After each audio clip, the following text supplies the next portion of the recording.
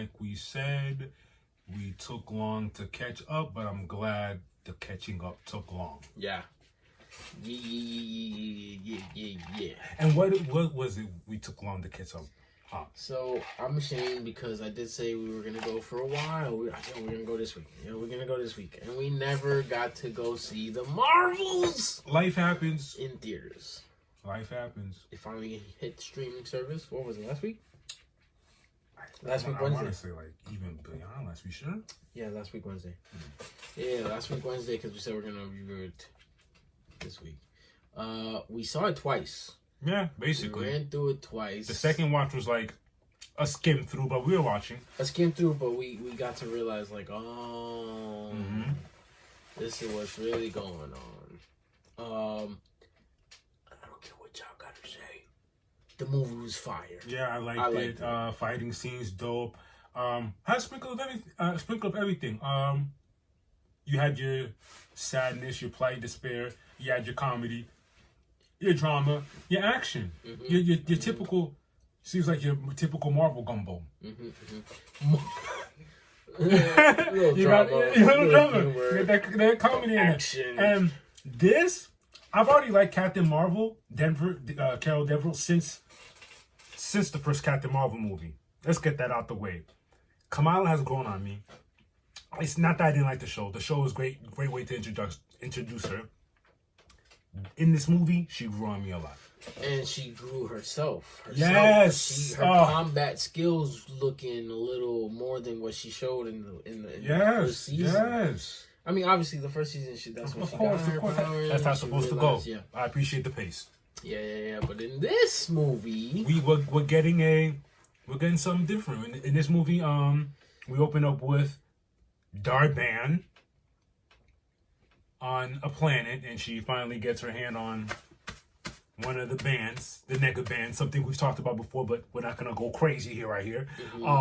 She gets one of the bands, and the party gets started. One of two bands. One of two bands because so happens that Kamala has the other band. I like how they do that again. I like how Marvel be doing that, and I like how they started it off with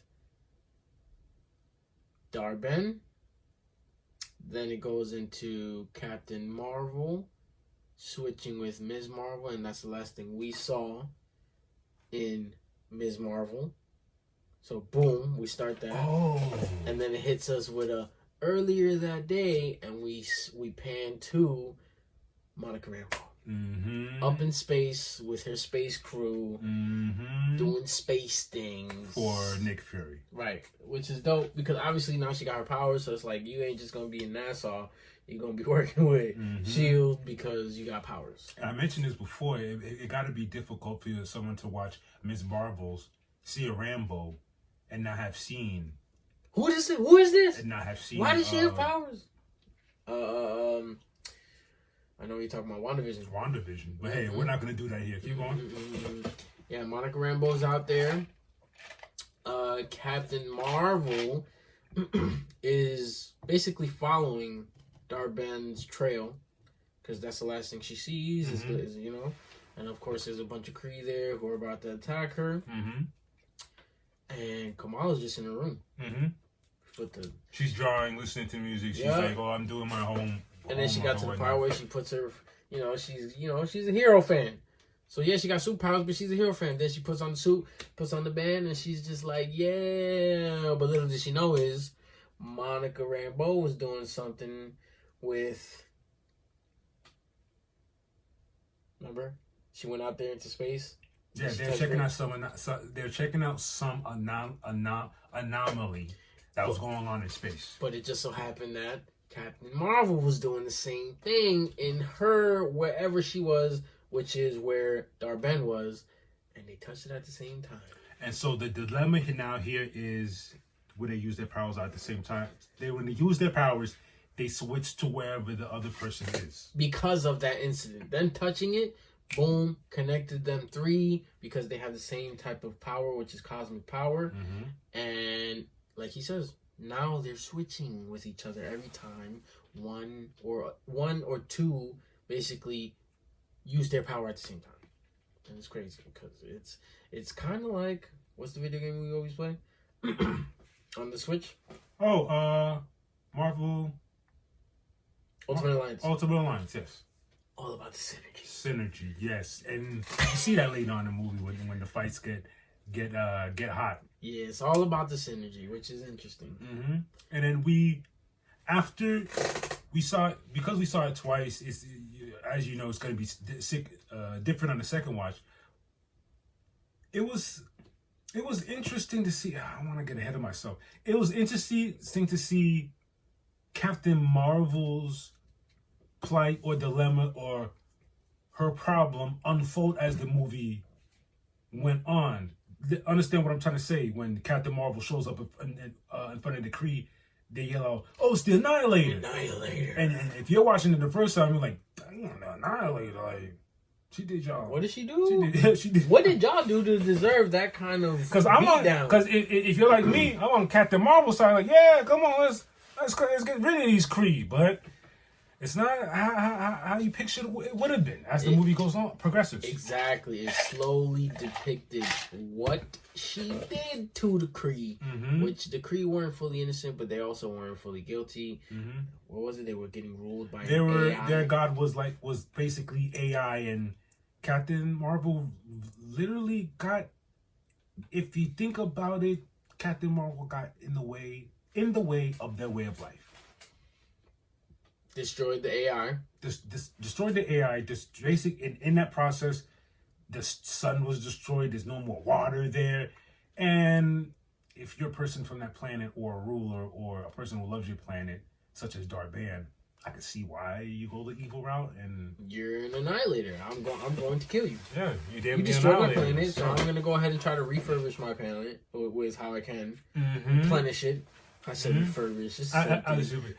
Almost, yeah, same thing. She's gonna have IKEA on. And I was saying about Darban is, yeah, she has all right. It's just that the means she's doing is she's wilding. Like, come on, you can't go planet to planet stealing suns and all these planet water resources. And nah, you can't do that. You can't do that. So that's the dilemma, and they're trying to stop her. That's basically it. And what else went on? We get some dope parts from Nick Fury.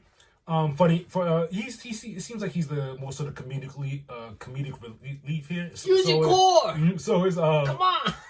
So is Kamala's family. That's dope. I like that they are here. Kamala's family is hilarious. Kamala is hilarious, and so is her family. It's pretty funny. You saw the growth with Kamala and her parents, like finally coming to the realization, like, yo, she's a hero. You gotta let her go. It ain't just Jersey hero. She has cosmic powers, so she has to go out there and do her cosmic superheroing. So they're trying to get they're trying to stop her. Do you remember when they got on the planet? Which one? I started singing. What do you mean? Remember with the prince? Oh my! And their language is song. Okay. I was like, "There's no way this is happening," and it happened. No. Their language is dance and song and dance. Marvel's brand of humor. Yeah, because I'm more impressed. I laugh, but sometimes you can't be mad because like it's the same thing when Thor was on that one planet, Planet Hulk, basically. Yeah, it gives it Garden Galaxy. Give me that type of comedy. And then here it's a planet of song and dance, and she's the princess, and it's like, hey, we gotta act cordial. I like how she was trying to downplay it as much as she could. But it's mad serious. Yeah, I have a friend here. Yeah, a friend? You're a whole princess. It's for the peace treaty. It's for the peace treaty. Tell us how long I'm gonna have you here for today. I'm dead. It was good. And, man. As far as the action continues in the movie, you see that they're getting more in sync. They're getting more use, and they're making use of the fact that they are disappearing every time they use their powers. And it's cool to see that effect when the fights progress. I remember when all three of them are basically in the same battle area, and they're just switch synergy. The synergy's there. They start to get the synergy, and it was pretty dope. And yeah, we get to the final battle. Whereas they're, excuse my language, they're effing her up and stuff. Bad. It was a good fight scene. I liked it. Good. Darban did the typical villain thing. She's on her deathbed. Help me. Gets helped. Last second. Gets the hammer and tries to walk out. Then she puts the negabands on, goes all the way out into that little vortex to try to do whatever the hell she wanted to do, and not happening. It's sad to say, Darban is now not no more. Stardust. Not in the process of losing Darban, we lose Monica Rambeau because Darban had left a hole in the sky. Rambeau went to go seal it. In the process of sealing it, she stayed inside the hole, and that hole led us to a nice treat at the end of the film. What was that, my good sir? Before we jump there. Sorry. I know, because that treat is very scrumptious.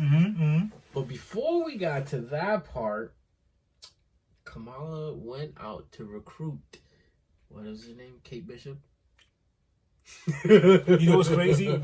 Me and Plaque already had our draft picks. Young Justice. We've been doing our Young Justice League since before Scar, before She-Hulk, before. Soon as we saw Hawkeye show, soon as we started the Hawkeye show and saw his daughter. We said Kate. No, not his daughter. It was just his. Not daughter. Kate Bishop, his protege. His protege. As soon as we saw Kate Bishop, we started making a team for them. Kate Bishop, Kamala Khan, one of Wanda's sons, Ironheart, Ironheart, one of Wanda. Yeah, okay. Scar, Incredible Hulk son. Scar. We got it. Light. That was light work. Okay, all right. Let's see what happens. That was very interesting. I like that. That lets me know they're going to do a whole lot more. Now, fast forward after the credits. What did we see? What did you say? This is the last thing that happened. Monica Rambeau sealed the hole, but the she stayed in the other side, which would happen to be a parallel universe. She wakes up, flustered. She apparently sees her mom, who she thinks is her mom, identical, looks exactly like her. You know, maybe that one. No, everything's identical. No. There's because remember who she is. She has that yellow thunder strike on the side of her head. You know, and her hairstyle is a little different, but that's her mom. But it's not her mom because they're in a different universe. And guess who walks in as she's freaking out? Someone we're very... Sorry, hold on. I'm not even calling by his muted name. I'm calling by his government. What is his name? Hank McCoy. Hank McCoy walks in, glasses, lab coat, pen and clipboard, ready to analyze what just happened to this girl. He's been analyzed. Not only does he analyze it, he tells her, that was impossible. That's not what happened. What you did. Apparently, you went through a tear in time and ended up here, which is impossible. This is a parallel universe. It's basically impossible. He taps his tablet. Right? He then proceeds to say, "Binary," who is Binary, Monica's mom to her eyes, but it's Binary. This universe is Captain Marvel. And then Hank McCoy, goes ahead and says he needs a report. Charles Xavier. Report. I'm gonna go to Charles real quick because I got a report. Who? And then you see the Cerebro in the back with the X-Men. It's like, yo, what is going on?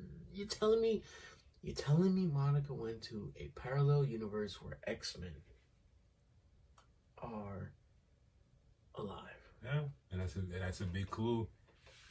If you ever wondered whether or not mutants are on their way, they're here. They're here. Beast is there. We got Binary, who is Captain Marvel. and Beast is here, and you heard him say Charles Xavier, and now the next movie we get, I don't know Deadpool where. 3. Yeah, but But you get what I'm saying? Yeah. X-Men are here. Yeah. Yeah. Hey man, it was a good movie. I don't care what no one says. It was a good movie throughout, beginning, middle, end, and it gave us a fire end credit. So I wasn't expecting that. I'm chilling. You guys lied. Thank you for. I don't know. Where do we go from? Where does the Kamala go from? Does she go back to another season of her show, or does she stay here in the cinematic universe? Maybe the next best thing, whatever is the next best thing, but they might do a season 2. And remember, she's an X-Men. Yeah. Excuse me, she's a mutant. And now I think it's time to push her to have her own season 2, right? And maybe throw a mutant, another mutant. It's time to show her rogue gallery of enemies or whatever she has. Enemies, and give me a good friend that comes in and that's also mutant. And then they find themselves doing something else later. I don't know where does we can't say what's up with Captain Rambeau. She's on ice. That's not available. That's where does Captain Marvel go from here now? You think they buddy up every now and then, or hey, how's it going? Like what, you know? Yeah, we're cool now. You done paid your sins. You revamped Holla. The career back with good air, sun, and water. You found out how truly strong you are by literally turning the sun back on. Here comes the sun. Here's still, but yeah, that was the Marvels. We do recommend it. I'm not gonna go crazy here because I don't want big tomatoes thrown at me. I'll go ahead and give it a 7.0, 7.5. I give it a 7. Just 7. A nice 7. I'm not. Come on, it was good. Y'all playing, and it lets me know the trajectory. Again, we're getting further and further away from Earth, dog. We're leaving. We're basically in space. We're only on Earth to go pick up Kamala. Yeah, most of the time in space. I mean, we can say that, but we also I like how they're giving us what's happening in the galaxy, and then you still got Echoes down here, Kingpin's down here, then the Daredevil's about to come through soon. You know what I'm saying? You got She-Hulk. I know y'all don't like She-Hulk, but whatever. You know, we still got ground level threats, but we still got, hey, we need your help. It's going down.